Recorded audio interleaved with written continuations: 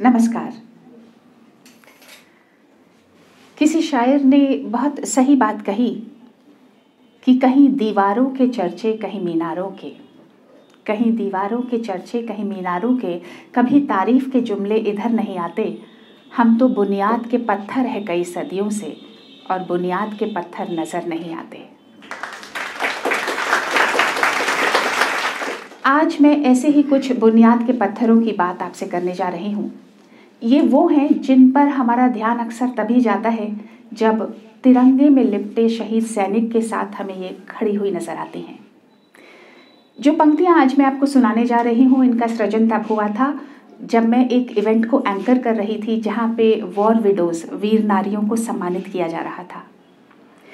उनके शांत और भावविहीन चेहरों को देखकर मुझे लगा कि नहीं, इनके पीछे ना बहुत कुछ उथल पुथल चल रही है जो शायद हमें सामने से नजर नहीं आ रही है। पति की बहादुरी पर गर्व, उसे खो देने का दुख, सपनों के टूट जाने की हताशा, निराशा, किस्मत से गुस्सा, नाराजगी, भविष्य का डर, क्या कुछ चल रहा है इनके दिमाग में। This thought spurred me to pen this piece. This poem is a tribute to all these brave women warriors, the Veer Naris, for whom the battle begins when their husband is martyred. And it is also dedicated to a dear friend of mine, Nikita, who lost her husband in 2019 in Jammu Kashmir itself. So just imagine that the act of bravery is being read out and she is walking down the aisle to receive the award on behalf of her martyred husband. And at this juncture, she seems to be in conversation with him, her soulmate, her life partner. मेरे कदम मंच की ओर यंत्रवत बढ़ते जा रहे हैं। सुनो, वो तुम्हारी शहादत की गाथा दोहरा रहे हैं। तालियों की गड़गड़ाहट के बीच हाथ में पदक लिए खड़ी हूँ और तुम्हारी मौत को एक बार फिर से जी रही हूँ। वीर सैनिक की पत्नी, वीर नारी। लेकिन कैसे बताऊं, किसे बताऊं कि मैं वीर नहीं हूं। रात की तन्हाई मुझे बहुत डराती है। भविष्य की चिंता में अक्सर नींद नहीं आती है।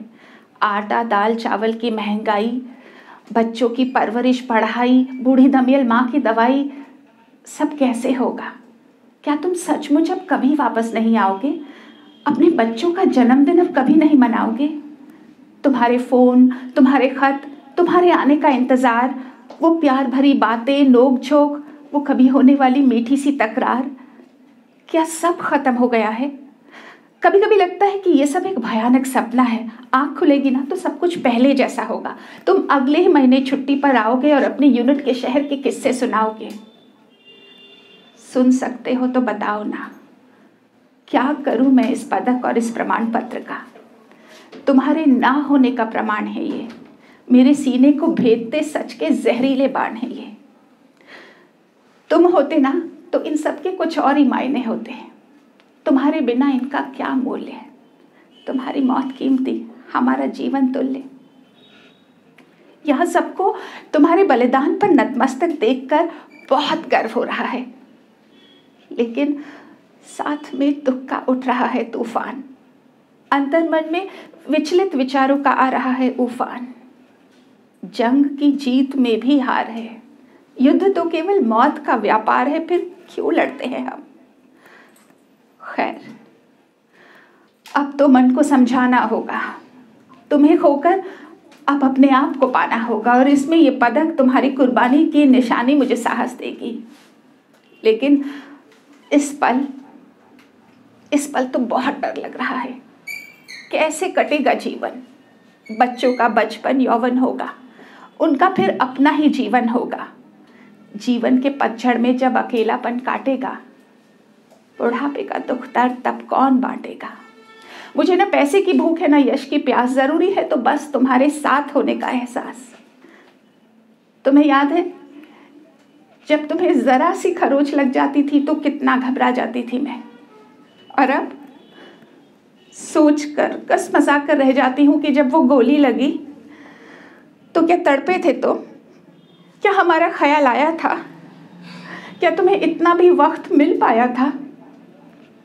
तुम्हारे दर्द का एहसास मेरे दिल को दहला देता है, मेरे सर्वस्व को बुरी तरह हिला देता है। वो गोली जो तुम्हारे सीने को भेदती हुई गई ना, उसने हमारे परिवार के भविष्य को भी एक ही पल में ढेर कर दिया। तुम्हारे साथ मेरे सपने, मेरा सब कुछ भी वहीं शहीद हो गया। लेकिन तुम्हारी और मेरी शहादत में यही है अंतर।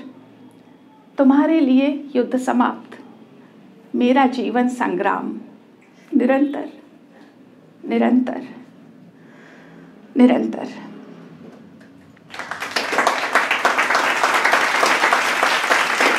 बेशक जो सैनिक होता है ना, वो बहुत बहादुर होता है, लेकिन एक सैनिक की पत्नी होने के लिए भी ना बहुत तगड़ा, बहुत मजबूत जिगर चाहिए होता है। हम सैनिकों की बहादुरी को तो सलाम करते ही हैं, लेकिन इन वीर नारियों के त्याग, इनके संघर्ष और इनकी बहादुरी को भी एक सलाम तो बनता है। जय हिंद।